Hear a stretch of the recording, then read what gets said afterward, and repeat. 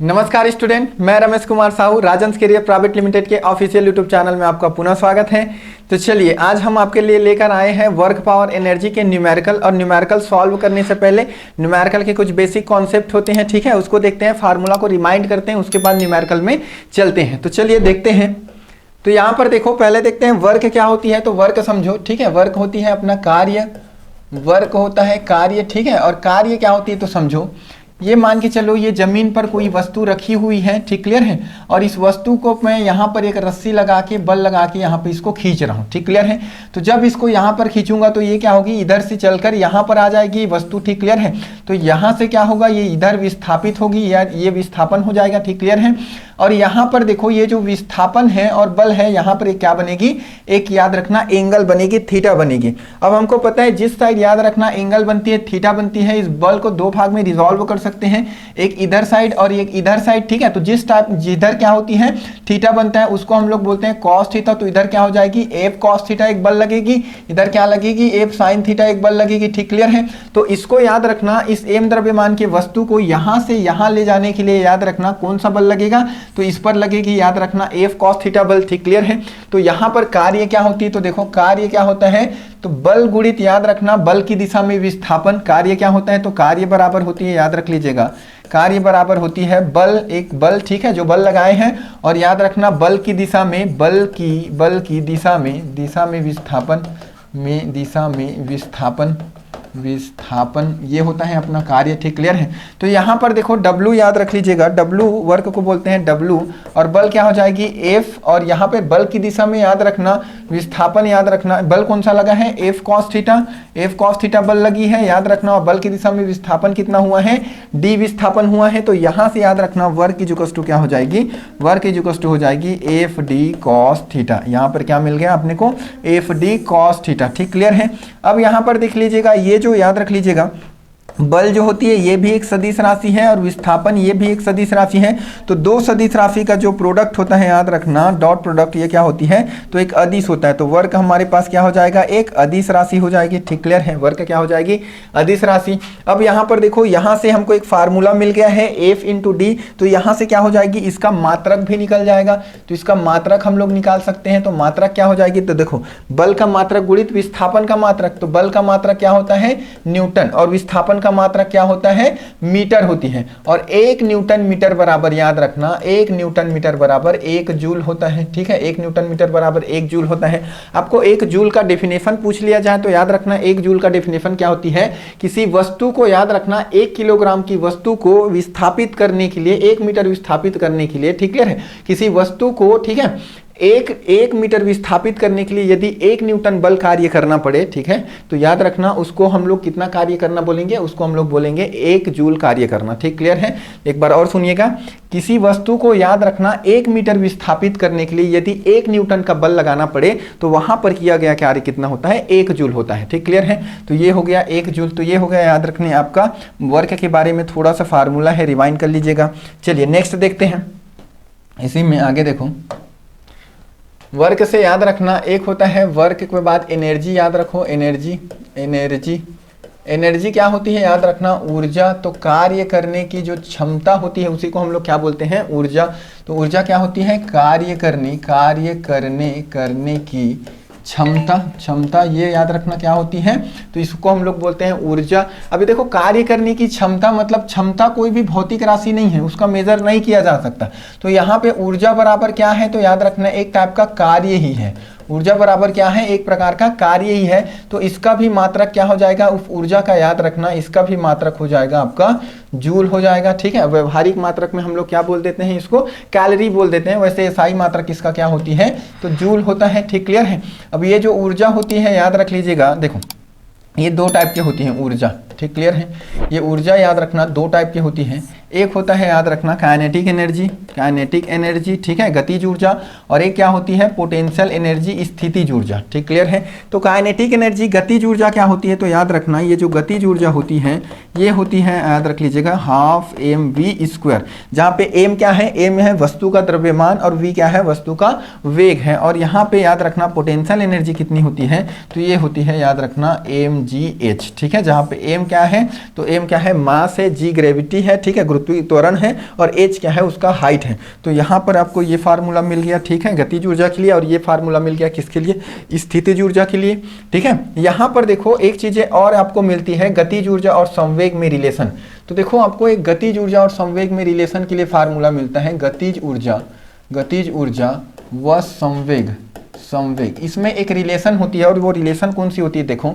तो देखो हमारे पास गतिज ऊर्जा क्या होती है, काइनेटिक एनर्जी इक्वल टू होती है हाफ mv², ठीक क्लियर है। और हमारे पास संवेग क्या होता है, संवेग होती है, याद रख लीजिएगा, संवेग होता है कितना, p इज टू mv। संवेग क्या होती है, द्रव्यमान गुणित वेग को हम लोग क्या बोलते हैं, संवेग बोलते हैं।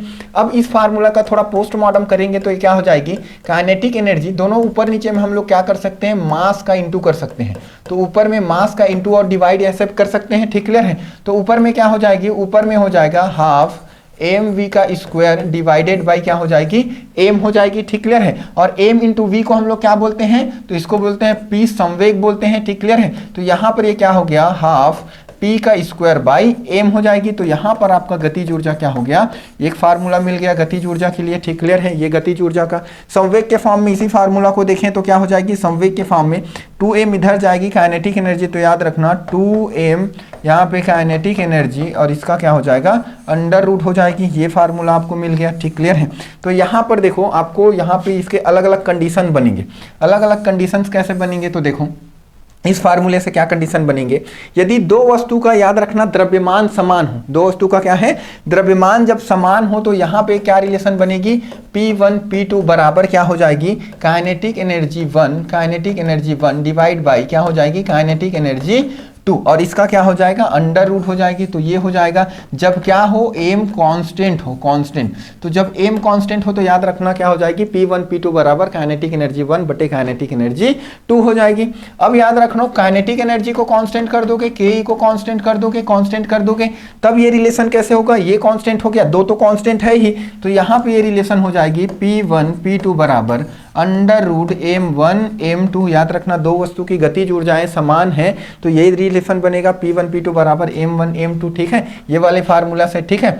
इस वाले फार्मूला का पोस्टमार्टम कर सकते हो, यदि याद रखना यहाँ पर मास कांस्टेंट है यहाँ पर, तो काइनेटिक एनर्जी क्या हो जाएगी, काइनेटिक एनर्जी 1 और काइनेटिक एनर्जी 2 यहाँ से क्या हो जाएगी, जब मास कांस्टेंट है तो ये बराबर हो जाएगी P1 P2 का होल स्क्वायर। ये फार्मूला मिल जाएगा कब, यहाँ पे m कांस्टेंट होना चाहिए, m कांस्टेंट होना चाहिए, ठीक है, तो ये हो जाएगी। अब यहाँ पे हम लोग याद रखना m को कांस्टेंट करें तो ये मिले हैं, जब p को कांस्टेंट कर दोगे तो यहाँ पर ये की रिलेशन क्या मिल जाएगी, काइनेटिक एनर्जी 1 बटे काइनेटिक एनर्जी 2 बराबर ये हो जाएगी, याद रखना क्या हो जाएगी, देखो m इस बार नीचे में है तो ये हो जाएगी m2 डिवाइड बाई m1, ये एक रिलेशन बन जाएगी, ठीक क्लियर है। तो इतने सारे याद रखना एक रिलेशन है, ठीक है, काइनेटिक एनर्जी के बारे में, इसको याद रखोगे। चलिए नेक्स्ट देखते हैं आगे, ये हो गया वर्क और ये हो गया, ठीक है, एनर्जी, और एक होती है याद रखना कार्य ऊर्जा प्रमेय। नेक्स्ट देखते हैं कार्य ऊर्जा प्रमेय क्या हो, कार्य ऊर्जा प्रमेय। तो कार्य ऊर्जा प्रमेय क्या होती है, तो याद रख लीजिएगा ये होती है जो कार्य होती है, याद रखना जो काइनेटिक एनर्जी होती है, याद रख लीजिएगा ये क्या होती है, तो याद रख लीजिएगा हाफ, देखो कार्य जो ये जो काइनेटिक एनर्जी होती है गतिज ऊर्जा, यही याद रखना कार्य के रूप में याद रखना क्या होती है, परिवर्तित होती है। यदि किसी देखो कोई भी वस्तु गतिमान है, ठीक है, ये वस्तु गतिमान है तो ये काइनेटिक एनर्जी से गतिमान है, ठीक क्लियर है। इस वस्तु में जो गति है इसको रोकने के लिए मैं जितना याद रखूं कार्य करूंगा वो क्या हो जाएगी, इसके गतिज ऊर्जा के बराबर होगी। तो याद रखना ये जो कार्य होती है ये गतिज ऊर्जा में परिवर्तन के क्या होती है, बराबर होती है। तो यहाँ से हमको ये चीज मिलती है, याद रखना हाफ, ठीक है, m याद रख लीजिएगा v का स्क्वायर बाई u का माइनस u का स्क्वायर। तो याद रखिए ये कार्य क्या होती है, कार्य ऊर्जा प्रमेय क्या होती है, तो कार्य बराबर होती है गतिज ऊर्जा में परिवर्तन। तो कार्य क्या होती है, गतिज ऊर्जा में परिवर्तन के बराबर होती है। तो एक आपको नया फार्मूला मिल जाएगा कार्य का, ठीक है, यहाँ से भी क्वेश्चन बनते हैं। चलिए वीडियो पसंद आए तो लाइक शेयर सब्सक्राइब जरूर कीजिएगा। और ये जो भी यहाँ पे हम पढ़ रहे हैं, ठीक है, इसकी क्या होती है, ऑफलाइन कक्षाएं हम सुबह शाम, ठीक है, Rajans career private limited Gayatri मंदिर का। और ये याद रख लीजिएगा जो भी पढ़ रहे हैं यहाँ पे, ठीक है, ये शॉर्ट में पढ़ रहे हैं, इसका फुल डिटेल, ठीक है, क्लासेस हमारी ऑफलाइन कक्षाएं चलती है सुबह शाम, याद रखना क्लासेस चलती हैं। तो इसका फुल क्लासेस प्राप्त करने के लिए आप कोचिंग एक बार विजिट कर सकते हैं। चलिए आगे देखते हैं। तो नेक्स्ट देखिएगा, कार्य हो गया, एनर्जी हो गया, और नेक्स्ट देखते हैं पावर। अब ये पावर क्या होती है तो देख लीजिएगा, पावर शक्ति क्या होती है, पावर शक्ति क्या होती है तो कार्य करने की दर, ठीक है, कार्य करने की दर को क्या बोलते हैं हम लोग, शक्ति कहते हैं। कार्य करने की दर, दर मतलब होती है समय, ठीक, क्लियर है। तो कार्य करने की दर को हम लोग क्या कहते हैं, शक्ति। कौन व्यक्ति कितना देर तक काम कर सकता है, ये उसकी पावर को बताती है, ठीक, क्लियर है। तो चलो ये पावर यहाँ से, ये देखो, ये कार्य करने की दर से यहाँ पे हमको एक फार्मूला मिल जाएगी, P = क्या हो जाएगी, W/T हो जाएगी, ठीक है। कार्य करने की दर को हम लोग क्या बोलते हैं, पावर बोलते हैं। तो यहाँ से हम लोग क्या निकाल सकते हैं, इसका मात्रक निकाल सकते हैं। कार्य का मात्रक क्या होता है, जूल होता है, जबकि समय का मात्रक क्या होता है, सेकंड होता है, ठीक है। तो ये हो जाएगी, याद रखना इसका, ठीक है, जूल प्रति सेकंड इसका यूनिट हो जाएगी। अब यहाँ पर देखो, इसका यहाँ से बहुत सारी चीजें आपको पता चलेगी। ये जो याद रखना पावर होती है, शक्ति होती है, वो दो तरीके की शक्ति होती है, ठीक है। एक होती है यांत्रिक शक्ति, ठीक है, एक होती है मैकेनिकल पावर, मैकेनिकल पावर होती है, मैकेनिकल पावर, ठीक है, पावर। और एक होती है, याद रख लीजिएगा, इलेक्ट्रिकल पावर, इलेक्ट्रिकल पावर, विद्युत शक्ति, ठीक है। तो मैकेनिकल पावर क्या होती है, तो ये जो है यही याद रखना आपका मैकेनिकल पावर है। P = क्या होती है, W/T होती है मैकेनिकल पावर। अब आपको पता है, याद रख लीजिएगा, W = क्या होती है, F × D होती है, ठीक है। यहाँ पे फोर्स इंटू डिस्प्लेसमेंट को ये हम लोग क्या बोलते हैं, W बोलते हैं, और /T हो जाएगी, ठीक, यहाँ से। अब यहाँ पर देखो, ये डिस्प्लेसमेंट है और ये क्या है, ये है टाइम। तो डिस्प्लेसमेंट अपॉन टाइम क्या होती है, तो याद रखना डिस्प्लेसमेंट अपॉन टाइम क्या होती है, V होती है। तो ये फार्मूला ये बन जाएगा, ठीक है। तो यहाँ पर ये आपको नया नया फार्मूला मिलते जाएंगे, ये फार्मूला, ठीक, क्लियर है। अब आगे देख लीजिएगा, यहीं पर देखो जो कार्य होती है, ठीक है, ऊपर नीचे वस्तु के लिए जो कार्य होता है वो कितने के बराबर होती है, उसके पोटेंशियल एनर्जी के बराबर होता है, mgh के बराबर होता है। और अभी देखिए ये जो कार्य होती है ये गतिज ऊर्जा के भी बराबर होती है, ठीक, क्लियर है। तो यहाँ पर पावर = क्या मिल जाएगी, पावर = एक और फार्मूला मिलेगा आपको, mgh/ याद रखना T हो जाएगी, और यही बराबर होगी किसके, ½ mv² T के बराबर होगी, ठीक, क्लियर है। तो ये भी फार्मूलेज आपके पावर के हैं, इसको भी याद रख लीजिएगा। ये सब मैकेनिकल पावर के फार्मूले हैं, ठीक है। इलेक्ट्रिकल पावर क्या होती है, तो देखो इलेक्ट्रिकल पावर को हम लोग कैसे डिफाइन करते हैं, तो इलेक्ट्रिकल पावर होती है, याद रखना, वोल्टेज इंटू करंट। वोल्टेज और करंट को ही हम लोग क्या बोलते हैं, वोल्टेज और करंट के प्रोडक्ट को ही क्या बोलते हैं हम लोग, ठीक है, इलेक्ट्रिकल पावर बोलते हैं। और आप लोग को एक नियम पता होगा, ओम्स लॉ। ओम्स लॉ क्या बोलता है, तो ओम्स लॉ के अकॉर्डिंग क्या होती है, V डायरेक्टली प्रोपोर्शनल I होता है, और जब यहाँ पे प्रोपोर्शनल हटती है तो क्या लगता है, कांस्टेंट लगती है R, ठीक है। तो यहाँ पे V = क्या होती है, IR। तो यहाँ पे याद रखिए, इस V के जगह में इस IR को पुट करेंगे तो नया फार्मूला मिलेगा I²R, ठीक है। तो एक और पावर मिल गया आपको, ठीक, क्लियर है। यहाँ पर देखो I बराबर क्या हो जाएगी, V/R हो जाएगी। तो इसमें हम लोग I का भी मान रख सकते हैं। तो जब यहाँ पे इसमें याद रखना I का मान यहाँ से पुट करोगे तो ये आपको क्या मिलेगा, V²/R मिलेगी। तो ये याद रखना, पावर का अलग अलग फार्मूला है। पावर के देखो 3 फार्मूले इधर से मिल गए, ठीक है, 1 2 3 4 फार्मूले, 5 फार्मूले यहाँ से मिल गए। तो पावर के बहुत सारे फार्मूलेज होते हैं, सारे फार्मूले को याद रख लीजिएगा, सभी से याद रखना न्यूमेरिकल आते हैं। अब देखो हमारा बेसिक कॉन्सेप्ट तैयार हो गया है, वर्क पावर एनर्जी क्या होती है समझ गए हैं। अब हम लोग चलते हैं, याद रखना, न्यूमेरिकल की ओर। तो देखो पहला क्वेश्चन क्या बोल रहा है, 5 न्यूटन का बल, ठीक है, के प्रभाव में एक वस्तु सरल रेखा में 10 मीटर की दूरी तय करती है। यदि किया गया कार्य 25 जूल हो तो बल द्वारा, ठीक है, बल द्वारा वस्तु की दिशा में बनाया गया कोण क्या होगा। अब देखो क्वेश्चन क्या बोल रही है, पहले क्वेश्चन को समझते हैं, ठीक, क्लियर है। एक वस्तु है, याद रख लीजिएगा, एक वस्तु है। अब इस पर 5 न्यूटन का बल लगाते हैं, इस पर क्या करते हैं, 5 न्यूटन का बल लगा रहे हैं, ठीक है। अब इससे याद रखना, ये जो बल के कारण ये जो वस्तु है वो यहाँ से याद रखना डिस्प्लेस्ड कितना हो गया, 10 मीटर विस्थापित हो गया। यहाँ से याद रखना 10 मीटर ये क्या हो गया, विस्थापित हो गया, ठीक है। तो इसके बीच में जो कोण बनेगा, ये कोण कितना होगा यदि, ठीक है, ये कंडीशन रहा तो पूछा गया है। तो हमको पता है, देखो क्या पता है, और इसमें कार्य कितना किया गया है, कार्य कितना किया गया है, इसको यहाँ से यहाँ करने के लिए 25 जूल कार्य किया गया है, ठीक, क्लियर है। अब यहाँ पर देखो हमको क्या पता है, हमको ये जो, ठीक है, वर्क = क्या पता है, FD cos थीटा होती है, ठीक है, वर्क = क्या होते हैं, FD cos थीटा। अब यहाँ पर देखो हमको वर्क कितना दिया है, तो 25 जूल दिया हुआ है, इज इक्वल्स टू एफ कितना दिया है, 5 न्यूटन का बल दिया हुआ है, और कितना डिस्प्लेस हो रहा है, 10 मीटर डिस्प्लेस हो रहा है। यहाँ पे याद रखना कॉस थीटा, ठीक क्लियर है। अब इसको कॉस थीटा का वैल्यू हमको निकालना है, तो cos theta is equals to क्या हो जाएगी, ये हो गया 50, तो ये हो जाएगी 25 डिवाइड बाय कितना हो गया, 50 हो जाएगी, ठीक क्लियर है। 25 डिवाइड बाई 50 मतलब यहाँ से हमको क्या मिला, कॉस थीटा बराबर क्या मिला, तो 1/2 मिला, ठीक क्लियर है। अब कॉस थीटा 1/2 कब आती है, तो यहाँ मिला अपने को कॉस थीटा 1/2, ठीक है। और यहाँ पे कॉस की कितने वैल्यू में हमको 1/2 मिलता है, तो कॉस 60 होती है 1/2। दोनों को कंपेरिजन करोगे तो यहाँ पर थीटा इज इक्वल्स टू आपको कितना मिलेगा, थीटा इज इक्वल्स टू मिलेगा, याद रखना 60 डिग्री। तो याद रख लीजिएगा जब वो 60 डिग्री पर, याद रखना जब यहाँ पे वस्तु हो, ठीक है, यहाँ पे बल और याद रखना विस्थापन के बीच में एंगल कितना हो, 60 डिग्री हो, तब याद रखना वो 10 मीटर क्या होगी, विस्थापित होगा, उस पर 25 जूल कार्य करेंगे। तो ठीक क्लियर है, ये चीजें हैं। अब देखिएगा नेक्स्ट क्वेश्चन, अगला बढ़ते हैं, ठीक है। वीडियो पसंद आए तो लाइक शेयर सब्सक्राइब जरूर कीजिएगा, और याद रख लीजिएगा अभी हमारे क्लासेस में याद रखना राजन क्रिएटिव प्राइवेट लिमिटेड सेक्टर 6 में याद रख लीजिएगा 2 फरवरी से नया क्लासेस स्टार्ट हो रही है, नॉन टेक्निकल की बैच स्टार्ट हो रही है, ठीक है। चाहे तो विजिट कर सकते हैं, इनकी फुल डिटेल्स कक्षाएं में कराई जाती हैं, ठीक है। चलिए नेक्स्ट क्वेश्चन बढ़ते हैं, आगे देख लीजिएगा 10 किलोग्राम द्रव्यमान का एक पिंड पृथ्वी की सतह से 10 मीटर की ऊंचाई पर छोड़ी जाती है, गुरुत्वीय बल द्वारा, ठीक है, किया गया कार्य क्या होगी। तो देखो 10 किलोग्राम का वस्तु है ये, ठीक है, ये कितने किलोग्राम का है, 10 केजी की एक वस्तु है, ठीक है। एक पिंड जो पृथ्वी की सतह से 10 मीटर दूर है, ये पृथ्वी है, ठीक है, ये पृथ्वी है, और पृथ्वी सतह से कितना दूर है, तो याद रख लीजिएगा ये 10 मीटर दूर पे है, 10 मीटर क्या है, दूरी पर है, ऊंचाई पर है, गुरुत्वीय बल द्वारा किया गया कार्य। अब इस पर देखो गुरुत्वीय बल तो लगेगी, जी इस पर याद रखना नीचे की तरफ काम करेगा, ठीक क्लियर है। तो याद रख लीजिएगा इस पर जी काम करेगा तो कितना कार्य किया गया है, इस पर इधर इसको नीचे लाने के लिए कितना कार्य करेंगे। तो मैं बताया ऊपर नीचे के लिए जो कार्य होती है वो किसके बराबर होती है, mgh के बराबर होती है, ठीक क्लियर है। अब यहाँ पे हमको कितना कार्य किया गया ये निकालना है, तो m कितना है हमारे पास 10 जूल दिया गया है, ठीक है। और यहाँ पर देखो ये जी का मान कितना दिया है, 9.8 आपको दिया गया है, ठीक है। कई जगह 9.8 होती है, नहीं दिया रहता तो 10 भी रख सकते हैं, ठीक है। और यहाँ पे हाइट कितना दिया है, 10 मीटर दिया हुआ है।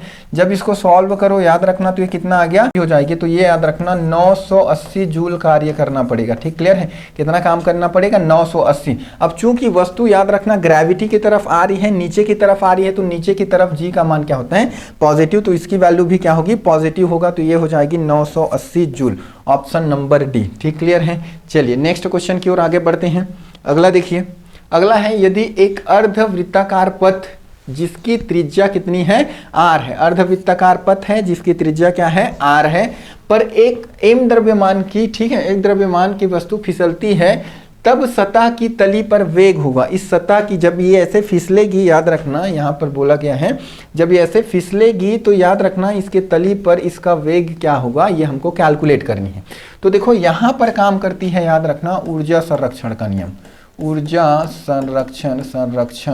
संरक्षण का नियम काम करता है, नियम।